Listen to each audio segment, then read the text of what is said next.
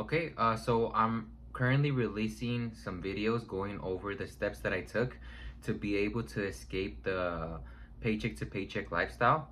And the first step was to track your expenses, to make sure you write down every single expense that you make.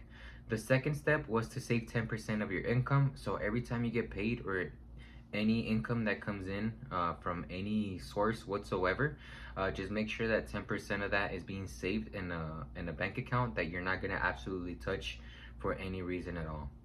This next step is another very simple step, but I feel like as soon as I got this done, it was kind of like my beacon of light, or it was kind of like my saving grace for a while. And this step was to actually save up to $500 as fast as possible. I've heard Dave Ramsey say it. I've heard a lot of other financial advisors say it. So it's not something that I'm inventing, and I'm not claiming to actually be the person to invent all of this. But I'm just sharing what absolutely worked for me. And saving $500 like as an emergency fund was basically the one tool that I had for the longest time that actually helped me escape a lot of ruts that I would have been stuck in if I didn't have that safety net, in other words.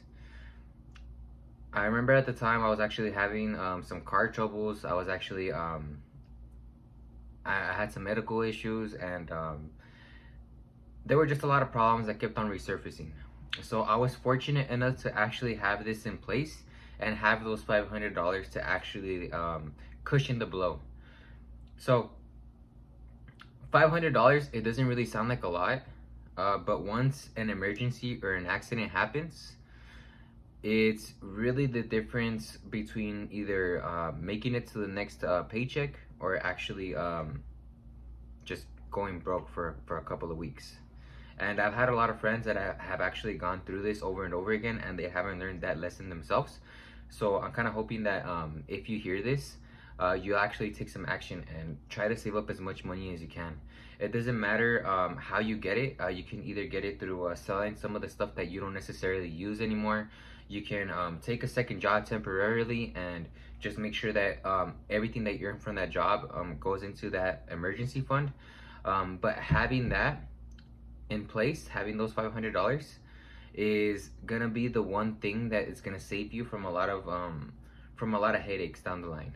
So you may be thinking, yeah, but I have my parents, or I have my family, or I have this in line. But that's not necessarily something that you should always depend on. You should always be trying to look to be self-sufficient, especially if you're looking to escape this paycheck to paycheck trap. And yeah, that's my tip for the day today. Is actually, or the next step would be to save $500. It doesn't matter how you get it. It doesn't matter whether you save it, whether you work extra for it, or whether you sell some stuff that you're not using to get that safety fund in place.